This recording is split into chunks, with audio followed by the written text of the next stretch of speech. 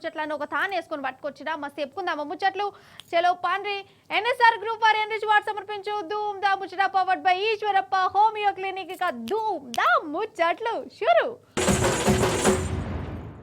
ఇదేమి రాజ్యం దోపిడి రాజ్యం దొంగల రాజ్యం ఇదేమి రాజ్యం ఇందిరమ్మ రాజ్యం ఇల్లియని రాజ్యం ఇదేమి రాజ్యం గోసవెట్టే రాజ్యం పానం తీసే రాజ్యం. ఇగో ఇట్లా చాలా ఊర్లల్లా జనాలు గిట్లనే అంటురోళ్ళ చెయ్యి పాటోలు కనబడితే చాలు గిట్లనే అందుకుంటురు. అవు కానీ మన రేవంత్ అన్న ఏమన్నాడోళ్ళ అందరికి ఇందిరమ్మ ఇండ్లు అన్నాడా కానీ ఆ ఇండ్లు చెయ్యి పాటోలకే అవుతున్నాయట. మరి అసలైన గరీబోళ్ళు ఏం చేస్తాన్లో ఎరికేనా చూడుర్రి. ఇండ్లు రాని అసలైన పేదోళ్ళు గిట్లా సావును చూస్తారు. పాపం రేవంత్ సర్కారును నమ్మి ఇల్లత్తదని గంపడ ఆశలు పెట్టుకుంటే ఆఖరికి ఇంటికి దిక్కు లేకుండా అయిపోయిండోళ్ళ. రంగారెడ్డి జిల్లా చింతపట్లలో అశోక్ అనే అన్నకు ఫస్ట్ ఇందిరమ్మ ఇండ్ల లిస్టులో పేరు వెళ్ళిందట. మరి ఇయ్యాలే కదా అటెన్కి ఈయన పేరు తీసేసి కాంగ్రెస్ కార్యకర్తల పేర్లు రాయించుకున్నారట. ఎంత అన్యాలముల్ల ఇది, ఎంత బాధ అనిపిస్తే చెప్పు. నోటికాడికి వచ్చిన కూడును గిట్లా గుంజుకొని కడుపు నిండు కొనుక్కొని పెట్టుడు ఎంత తరిక. పాపం ఈ అన్నకు పానం మస్తు తక్లిపోయింది. బల్మీటికి జీవి తీసుకున్నాడు, చేయి మీద కూడా రాసుకున్నాడు గిట్లా ఇల్లు గుంజుకుంటేనే నేను చచ్చిపోతున్నా ఈ సర్కారే జిమ్మెదారి అని.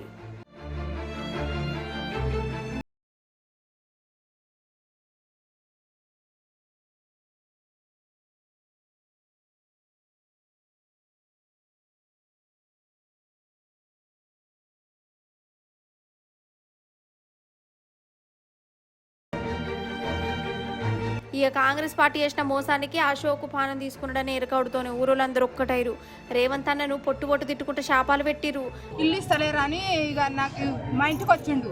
వచ్చి ఎందుకు అట్లా ఏడుస్తావు అంటే నాకు ఇల్లు ఇస్తలేరు అక్క నేను చస్తా అని ఇల్లు కోసానికే వచ్చిండు సార్. ఇల్లు ఫస్ట్ వచ్చింది, వచ్చి సర్టిఫికెట్ కూడా ఉంది కానీ అప్పుడు ఇయ్యలే. ఇక అట్లనే ఆపేసిర్రు. ముగ్గురు బిడ్డలు ఆయనకు, ముగ్గురు బిడ్డలు ఏం న్యాయం చేస్తారు. రంగారెడ్డి జిల్లాలో గట్లున్నది కదా. ఇగో హనుమకొండలు చూడుర్రి హోటింగ్ మీద ఒక ఆయన దాంట్లో ఆడుతుండు ఇందిరమ్మ ఇల్లు కోసం వల్ల పాషా అబ్దుల్ అనేటైనా నాయన హోంగార్డుగా పనిచేసుకుంటా 4 గంటల కిందట కాలం చేసిండు. సర్కారీనకి ఇందిరమ్మ ఇల్లు ఇస్తా అన్నది కానీ ఇప్పటిదాకా జాడ పత్తలేదు. ఆఫీసర్లు కార్యకర్తలు చుట్టు తిప్పించిరట. చూసి నెరివడ్డాడు. ఆఖరికి ఇట్లా ఇల్లు ఇస్తారా సావాలని హోర్డింగ్ ఎక్కిరు. ఇక పోలీసు వాళ్ళు జనాలు దోస్తులు సంజాయించిరు కానీ మొదట్లు ఇన్లే.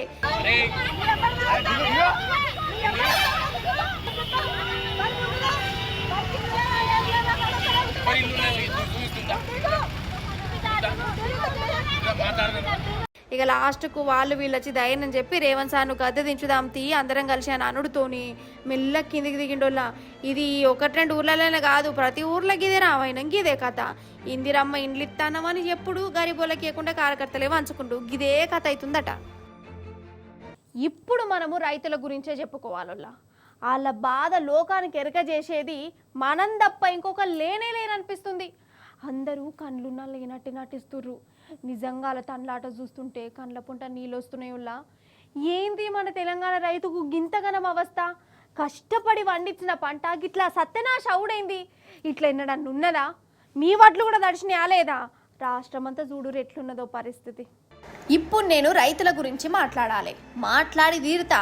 అసలు రైతు బంధు గురించి మాట్లాడాలనా, రైతు బీమా గురించి మాట్లాడాలనా, యాహళ్లకు రాని ఎరువుల గురించి మాట్లాడాలనా, డూప్లికేట్ ఇత్తనాల గురించి మాట్లాడాలనా, పంట బోనస్ జికర్ తీయాలనా, కల్లాల కాడ తడిసి ముద్దైపోయిన అడ్ల గురించి తీయాలనా, మార్కెట్లలో వరద లెక్క వారుతున్న ధాన్యం ముచ్చట తీయాలనా, యాళ్లకు రాని కరెంటు ముచ్చట చెప్పాలనా, బల్మీటికి పానం తీసుకుంటున్న రైతుల గురించి తీయాలనా, ఏడాదిన్నర సంధి రైతులు తండ్లాడతన్ని దేని గురించి మీరే చెప్పుర్రి. గోసవడని రోజేది మీరే చెప్పుండ్రి. తడిసిన వడ్డను చూసి రైతు కండపుంట నీళ్లు పెడతానే ఉన్నారు. ఇది ఏ ఒక్క ఊర్లోనో కాదు ప్రతి ఊర్లో గిదే కథ. మీ ఊర్లో కూడా గిట్లనే ఉన్నది. మీ వడ్లు కూడా గిట్ల నాశనం అయినాయి అవునా కాదా? మొలకలు కూడా వచ్చినాయి అంటే ఇది తప్పేవల్ది. సర్కారీ ఆళ్ళకు కొంటే గింత అవస్థ అవునా మన రైతులకు? వానలు పడితేనే ముందే ఎరికేనాయ్. మరి రైతులకు ముందు జాగ్రత్త చెప్పద్దా? కాటకాడికి పట్టుకొచ్చిన నాడే జోకుతే ఏమావు బోనస్ ఇయ్యవలసి వస్తుందని నోట్ల మన్ను కొట్టవచ్చునా? గింత అదుమానమా?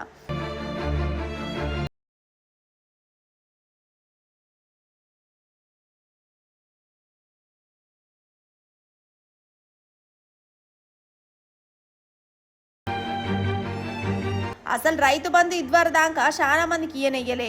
ఎప్పుడిస్తారో కూడా తెలియదు. ఇక రామ్ రామ్ అనుకోవాల్సిందేనట. రుణాలు మాఫీ కానోళ్ళు ఇంకా చాలా మంది ఉన్నారు.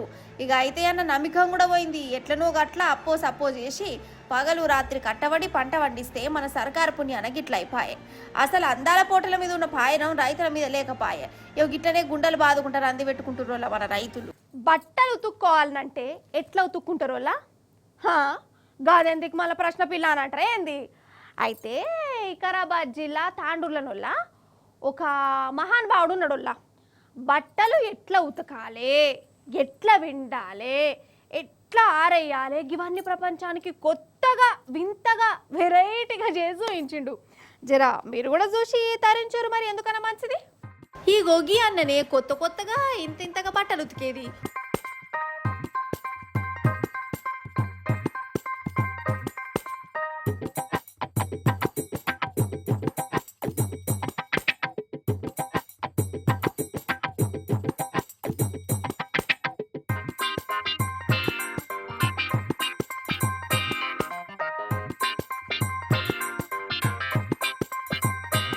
ఓ దిక్కు జోరు వాన, ఇంకో దిక్కు కింద నీళ్ళ వరద, అంట్లోనే పురుసాదు కూసున్నాడు.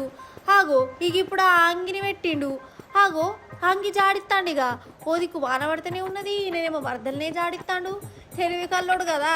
ఇంకా ఈ వానల్ని అంగిని ఆరేసాడు ఎందుకని మంచి దొడుక్కున్నాడు. అంగి ఎండినట్టున్నది అంతేనానే. ఆగో ఇంకా ఫోజు చూడ ఫోజు.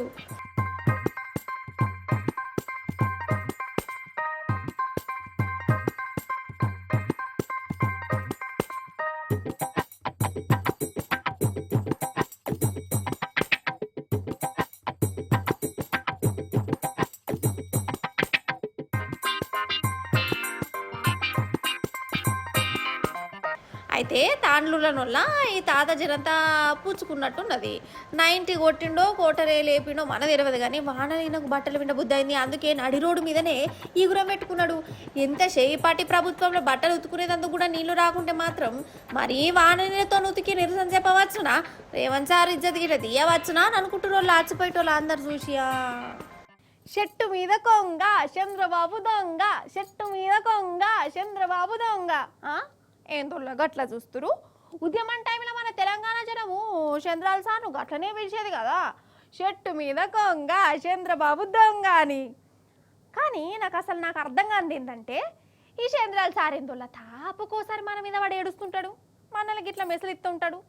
అరే ఆయన పనేందో ఆయన వేసుకోకనట. మంది పేర్లకి మంగళారతులు పట్టుడు గిదేం గుణము, అసలు గదేం బుద్ధో. ఇక గిట్లనే గరమవుతురులా. మొన్న మానాడు పేరంటాం కాడ జరిగింది చూడు పేరంటాం. ఆడ సారు వారి నోటి నుంచి ఎట్లాంటి ఆనుమత్యాలు రాలేయో తెలుసా. ఇక విన్నాక ఇక చంద్రాల సార్ మీద ఒక్కొక్కలకు బీపీలు ఎత్తాంది. హైదరాబాద్కి అత్తే ఇక గెదుముడే అనంత కోపం పెట్టుకున్నారట. ముచ్చటేందో చూడరు మరి మీరు గిట్లా. అసలు చంద్రబాబు సారు అబద్ధాల గురించి చెప్పాలంటే రాస్తే రామాయణం అవుతుంది, చెప్తే భారతం అవుతుంది. అసలు నిజం చెప్తే తలకాయ 1000 ముక్కలైతుందన్న శాపం ఏమన్నా ఉన్నదా ఏంది అని అనిపిస్తుందో నాకే. చూసిరు కదా మహానాడులా ఏమేమి మాట్లాడిండో మన తెలంగాణ గురించి. ఇక ఆయన చేయబట్టే మన తెలంగాణ డెవలప్ అయిందంట. అసలు చంద్రాల్ సార్కు మన తెలంగాణకు ఏమన్నా సంబంధం ఉన్నదోళ్ళ మీరే చెప్పుర్రి. 5 ఏండ్లు ఆంధ్రా నేలిండు, ఒక్క ఇటుక పెట్టిండా, ఒక్క బంగ్లా కట్టిండా, కానీ ఈడ కట్టినా అంటాడు. ఇక ఈయన ఏం చెప్పినా తందానే తానే అని కొట్టే భజన మీడియా ఉండే. అసలు తెలంగాణ అంటేనే సారుకు పడదని చిన్న పోరానికి కూడా ఎరికే. మన మీద ఎన్నో మాటలు ఇసంగక్కిండు. కేసీఆర్ సారు సీఎంగా ఉన్నప్పుడే కుట్రలు చేద్దాం అనుకున్నాడు, కానీ సారు ముందు ఆటలు సాగలేదు, కరకట్టకు వారిపోయిండు. ఇక ఏమంటారు రేవంత్ సారా మన కాడ ముఖ్యమంత్రి అయిండో. ఇక చూడు చంద్రాల సారుకు మళ్ళా రెక్కలొచ్చినాయి. మళ్ళా తెలంగాణ మాట తీస్తూనే ఉన్నాడు. మన నీళ్ళను ఎత్తుకపోయే పని పెట్టుకున్నాడు. ఇక ఇప్పటికే కృష్ణా నీళ్లను అడ్డగోలుగా ఎత్తుకపోతున్నాడు కదా. ఇక ఇప్పుడు బనకచెర్ల పేరుతోని గోదావరి నీళ్లను దొంగతనంగా లూటీ చేసే పని పెట్టుకున్నాడు. ఏమన్నంటే 2 కండ్ల సిద్ధాంతం తీస్తాడు. తెలంగాణకు లుక్సానే లేదని బొంకుతాడు. అంటే హైదరాబాదును నేనే డెవలప్ చేసినా, నేనే కట్టినా అంటాడు కదా నల్ల. అసలు తెలంగాణ వస్తే హైదరాబాద్ ఆగమవుతుందని చెప్పిందే చంద్రాలు సారు. చీకట్లో ఉంటదన్నట్టు. మరి 10 ఏండ్ల కేసీఆర్ సారు పాలనలా హైదరాబాదు ఎట్లా మారిపోయిందోల్లా. విశ్వనగరం అయింది, పెట్టుబడులు వచ్చినాయి, తలసరి ఆదాయం వచ్చింది. ఇంత డెవలప్ అయినాక మంది కూటిన పిల్లలు మా పిల్లలే అన్నట్టు అంతా నేనే నేనే అని అనుకుంటా రాగం తీసిండు. ఇక నవ్వు రమ్మంటే రాదా? అంతెందుకొల్లా కాళేశ్వరం ప్రాజెక్టును అడ్డుకునేందుకు ఎన్ని కుట్రలేసిండో ఈ ఆంధ్రబాబు. కోర్టులల్లా కేసులు వేయించిండు. అవన్నిటినీ మన కేసీఆర్ సారు జగబెట్టి కొట్లాడి కాళేశ్వరం కట్టిండు. ఇక ఇప్పుడేమో ఏ కాళేశ్వరాన్ని నేనేం అద్దన్లే అని శోకాలు తీసిండు. ఇక ఈ మాట నేనంటలేనులా, సాక్షాత్తు ప్రధాని మోదీ సారే పార్లమెంట్లా చంద్రాల్ సారు గుణగణాలు అప్పట్లనే చెప్పిండు. తెలంగాణ మీద ఏ తీర్ల నిప్పులు పోసుకుంటాండో దునియాకే చెప్పిండు. ఇక ఇప్పుడు నేను కొత్తగా చెప్పవలసిన పని లేదు, లోకమంతా ఎరికే. కానీ నవ్విపోదురుగాక నాకేటి సిగ్గు అన్నట్టు ఇక ఇప్పుడు చంద్రాలు సారు అబద్ధాలాడి అదే నిజమని నమ్మిస్తాండు. కానీ చంద్రాల్ సార్కు తెలివంది ఏందయ్యా అనంటే ఎన్ని అబద్ధాలాడినా ఎన్ని కుట్రేషాలు వేసినా ఆంధ్రాలో నడుతుందేమో, మన తెలంగాణలో ఇసాంటి ఉడుకుతాయి అయ్యోల్లా చెప్పుండ్రి. మనం చూడలేదా చంద్రాల్ సార్ వారి గుణం వేసాంటిదో కదా? కనకపు సింహాసనమున శునకమును కూర్చుండబెట్టి శుభలగ్నమునం. ఈ పద్యం ఎన్నడో చిన్నప్పుడు చదువుకున్నాం కదా, కానీ ఇప్పటికి కూడా జనాలు బాగానే వాడుతురోలా. ఇక ఈ చేపాట వచ్చిన కాంచెలు అయితే ఏ ఊరికిపో ఇదే పద్యాన్ని యాదికి తెస్తారు. అయితే ఎవరి గురించి మాట్లాడుకుంటుర్రో నన్ను అడగద్దు, నేను చెప్పొద్దు, మీకే తెలవాలి. సరే, నేను మాట్లాడేది గవాల ముచ్చట కాదు. కానీ అయితే ఆ పద్యంలో చెప్పినట్టు ఒక కుక్క గారు నిజంగానే సింహాసనం మీద కూర్చున్న వల్ల సర్పంచ్ కూడా అయిందటే. అరే ఆవా అంటే పారి మరి ఆదిలాబాద్కి మీకు చూపిస్తా. టట్టడాయ్ అన్నట్టు నిర్మల్ జిల్లా ధర్మాజిపేట పంచాయతీ ఆఫీస్కి పోదాం రారోల్లా. ఆడ సర్పంచ్ సారో మాజీ సర్పంచ్ ఉన్నాడో చూద్దాం రారి.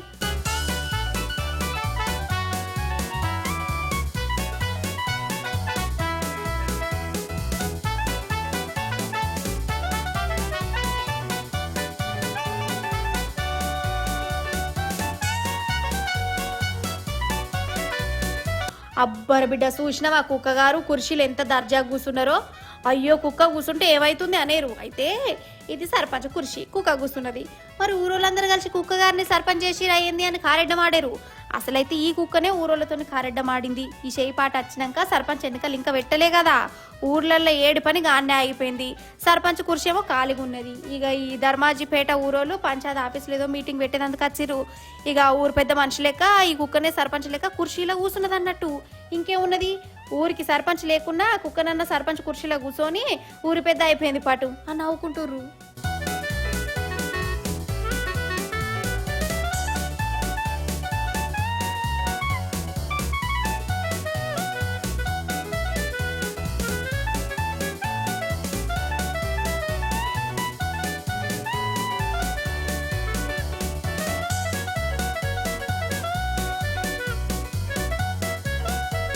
అవుగని మన రేవంత్ సార్ ఏమన్నాడోళ్ళ కరెంట్ బిల్లు గురించి ఫ్రీ ఫ్రీ ఫ్రీయో ఫ్రీ అన్నట కదా.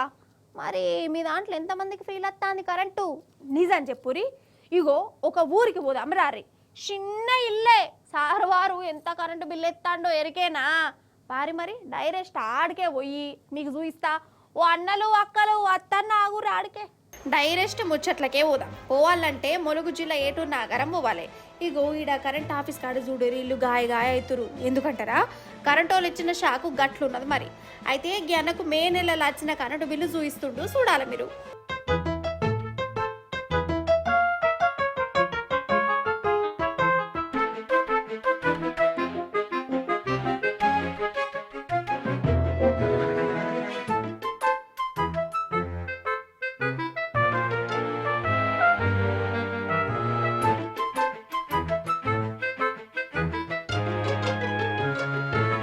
చూసిరా ఎంతున్నదో, ఒకళ్ళకేమో 60,000 వచ్చింది, ఇంకొకళ్ళకు 44,000 రూపాయలు వచ్చింది.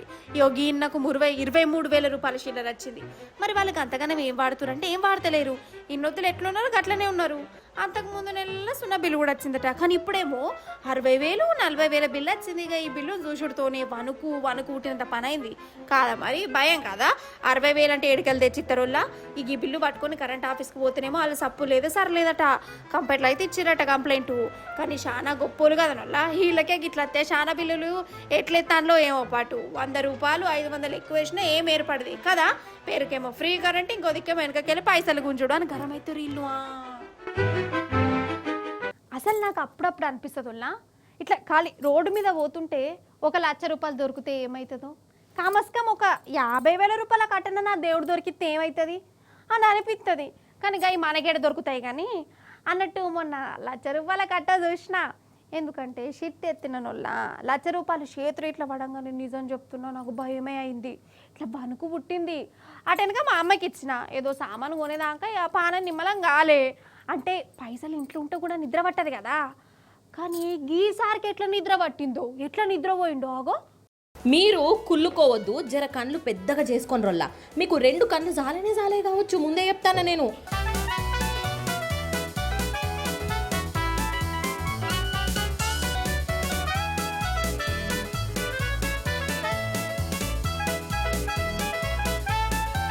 చూస్తాను రానల్లా ఇవేం షిత్తు కాయిదాలో, చిన్నపిల్లలు ఆడుకునే డూప్లికేట్ నోట్లో కాదు, ఒరిజినల్ కట్టలే. కట్టలు కూడా అనొద్దు, నోట్ల గుట్టలు అనాలే, అంతే కదా. అగో ఏడ చూడు పైసలే పైసలు పైసలే పైసలు. ఇగో ఇవన్నీ మహానుభావుడు మంది కొంపల ముంచి కమాయించిన పైకమట. ముచ్చటేంటిదయ్యా అనంటే, ఇగో ఈ సారు ఒడిస్సా రాష్ట్రం భువనేశ్వర్ సర్కార్ దాంట్లో పెద్ద ఇంజనీర్ అట. అదో రూరల్ డెవలప్మెంట్లో కావచ్చు. ఇక సర్కార్ కొలువంటే జీతం ఏ పాటు ఉంటుందోల్లా, ఎక్కువ 1,00,000 వేసుకో, సరే 2 లక్షలు వేసుకోరాదు. కానీ సారు వారి కథ అలాగే ఉన్నది. అందుకే ఒక నజరేషిరుల్లా విజిలెన్స్ వాళ్ళు ఇక ఎందుకన్నా మంచిదని ఇంటిని చెక్కింగ్ చేస్తే అవో ఇట్లా నోట్ల గుట్టలే బయటికి వెళ్ళినాయి.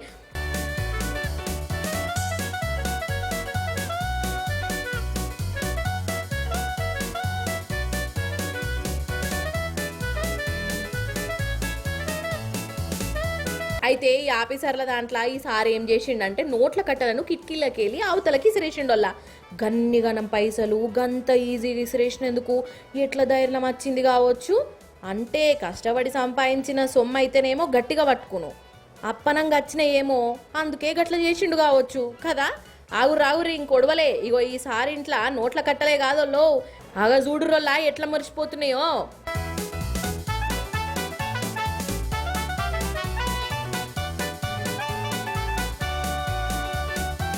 ఇక సారు వారి ఇంట్లో దొరికిన ఈ నోట్ల కట్టలను లెక్క పెట్టేందుకు ఆ ఆఫీసర్లు పెద్ద పెద్ద మిషన్లే పట్టుకొచ్చిర్రు. ఆయన ఒడుత్తలేదట, తలపానం తోక కత్తాందంట లెక్క పెట్టేందుకే. అంటే చూడోల్లా ఈ ఇంజనీర్ సారు ఎంత ఘోరంగా అవినీతి చేసిండో, జనాలను ఎంతగానం ముంచిండో కదా. ఇగో ఇట్లున్నారోల్లా లంచగొండ ఆఫీసర్లు. అరే సర్కారు కొలువు అంటే చాలు లంచాల కొలువు అన్నట్టే తయారు చేస్తాను రోల్లో గిసుంటోళ్ళు కతక్కున వాడెత్తు. కబూతరు జా జా జా కబూతరు జా జా జా. ఏంది ఏం పాట పాడుతుంది అనుకుంటారా? ఏం లేదు, పావురం ముచ్చట చెప్పాలి, అందుకనే పావురం పాట పాడిన గంతే. అయితే అప్పట్లో గీ పావురాలే కదా ఉత్తరాలు గీత్తరాలు పంపేటట కదా. అయితే ఇప్పుడు పావురాలను చూస్తేనే నాకు మస్తు భయం అవుతుందిలా.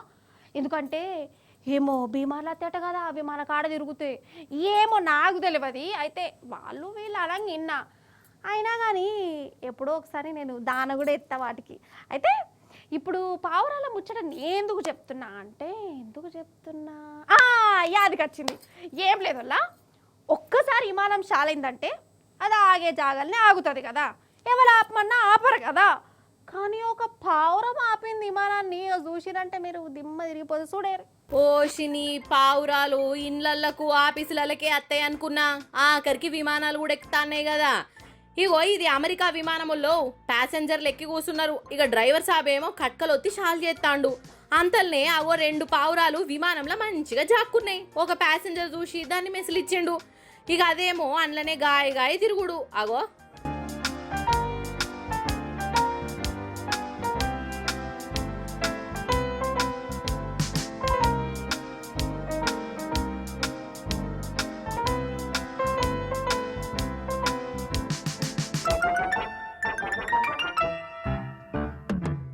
ఇక ఈ పావురాలు విమానంలో తిరుగుతా అంటే విమానం నడిపే డ్రైవర్ సాబు జర ఎడమంటమయ్యిండులో.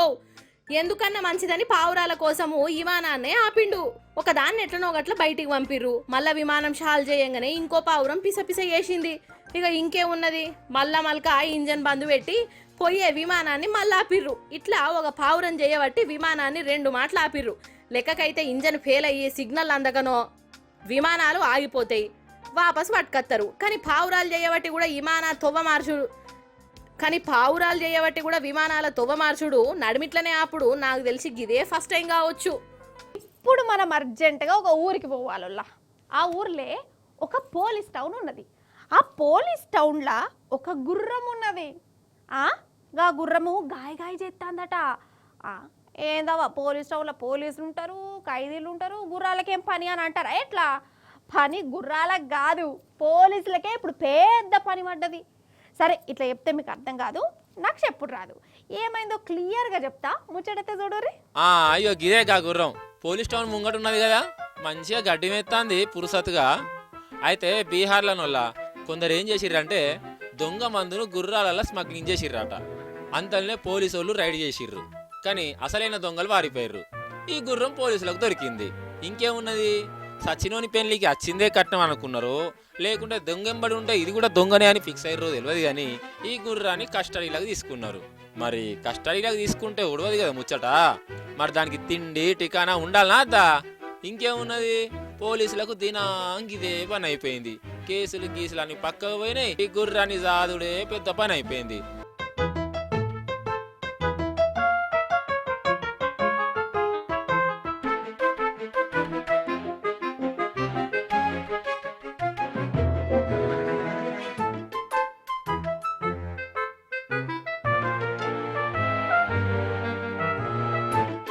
దానికి రోజు గడ్డి తెచ్చుడు, తానం చేయించుడు, అది ఇది సాఫ్ సఫాయి చేసుడు, ఇయో ఇదే కథనాట. అసలు దొంగలను దొరకవట్టుడు ఏందో గాని దీన్ని అడసుకునుడే పెద్ద నెత్తి నొప్పి అయిందట. భగవంతా ఏంది మాకి గోస, ఎందుకన్నా రైడ్ ఎత్తిమి, ఎందుకన్నా ఈ గుర్రాన్ని పట్టుకుంటేమి అని బెంగటిల్లుతుర్రట ఇప్పుడు పోలీసులు. ఇక ఆ దొంగలు దొరికేదాకా దీన్ని వాళ్ళు ఇట్లనే సాదాలన్నట. మరి దొంగలు ఎన్నడు దొరకాలి, ఈ గుర్రాన్ని వీళ్ళు ఎన్నడు దులుకోవాలి, ఇంకెన్నాళ్ళు దీన్ని ఎట్టి చాకిరి చేయాలి? అయ్యో గిట్లనే ఆలోచించుకుంటా అన్నం కూడా ముడతలేరట వల్ల బీహార్ పోలీసు వాళ్ళు. మన ఊర్లలో సంగతి పక్కకు పెట్టుర్రి, పట్టణాలలో ఇప్పుడు అంతా అపార్ట్మెంట్ల కథనే కదా, లిఫ్టులు గిఫ్టులు కూడా పెట్టుకుంటురు. మంచిదే, మెట్టేకుడు దిగుడు కూడా అయితే లేనట్టున్నది ఈ కాలంలో. సరే పట్టు మనకెందుకు కానీ, ఇగో మీకు ముచ్చట చెప్పాలనా, మా ఆఫీస్కు రావాలంటే కూడా నేను లిఫ్టే ఎక్కాలి. మొన్న లిఫ్ట్ ఆగిపోయిందిలా, తల్లి తోడి చెప్తున్నా, నేను ఒక్కదాన్నే ఉన్నా అప్పుడు అందులో. నాకైతే ఇట్లా చల్లటి చెమటలు వచ్చినాయి వల్ల ఇక నా పని అయిపోయిందనే అనుకున్నా. కానీ ఇక అంతలోనే లిఫ్ట్ వాళ్ళు వచ్చి బాగా చేసిరు. ఇక అది వరుసంది లిఫ్ట్ ఎక్కాలంటేనే వెనక ముందు అవుతున్నా, ఇట్లా మంచిగా మెట్ల మీదకి వెళ్ళిపోతున్నా. అవుగా నీకు ఇదంతా సోది మీకెందుకు చెప్తున్నా, యాదకొచ్చింది అదెందుకు ఇక నేను చెప్పగానే మీరే చూసేరి. ఇగో ఈ పోరడు చూడుర్రి, లిఫ్ట్లకు పోవడానికి ఏదో శకలు పడుతుండు, పోయేటోడు సక్క పోవచ్చు కదా, ఆడుతుండు. సరే లోపలికైతే పోయిండు, మరి పోయినోడు వాళ్ళ ఫ్లోర్ వచ్చేదాకా నిలబడాలనా, ఇంత కోతు చేస్తాడు చూడు. అంటే తెలిసి చేస్తాడా తెలియక చేస్తాడా నాకు తెలియదు. ఓదికు లిఫ్ట్ పోతూనే ఉన్నది, ఈ పోరడేమో దర్వాజాలు తెరుతూనే ఉన్నాడు. ఆఖరికత్తి ఏమైంది, యోగి కథ అయింది.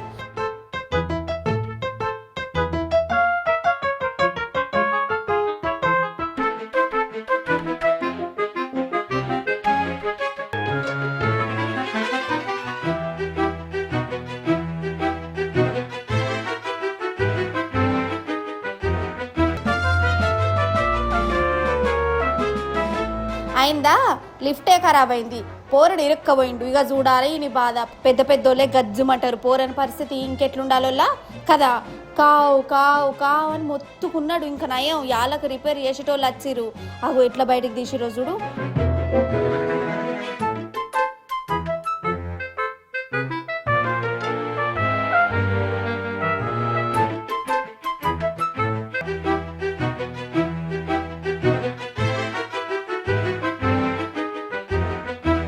అయ్యా ఇక జన్మలో పోతావురా పిల్లగా లిఫ్టులకు. ఆయన చిన్నపిల్లలకు గివ్వే మాటలలో నాకు తెలియక అడుగుతా. అసలు అనేది ఈయన్ని కాదు, ఈ పోరని అమ్మ నాయన ఎటు పోయిర్రు, ఉత్తగా ఇడిచిపెట్టచ్చునా గిట్లా కథకున పడెత్తు అన్నట్టు. ఇది ఏడ జరిగిందో చెప్పలేదు కదా, గజియాబాద్ ఉన్నట. గజియాబాద్ అయితేంది, హైదరాబాద్ అయితేంది, పోరల దిక్కు మంచిగా నజరేసి ఉండాలి. NSR group for enrich ward సమర్పించు ధూమ్ దా ముచ్చట powered by Eeshwarappa homeo clinic. ఇక ఇవ్వుల్లా ఇయాల్టి ధూమ్ దా ముచ్చట్లు మస్తు అనిపించినాయి కదా. అయితే ఇక మళ్ళీ వచ్చినప్పుడు ఇంకొన్ని మస్తు ముచ్చట్లు పట్టుకొస్తా. అప్పటిదాకా ఏం చేస్తారు, చూస్తూనే ఉండాలి. T News. Tata bye bye, నమస్తే పోయత్తా.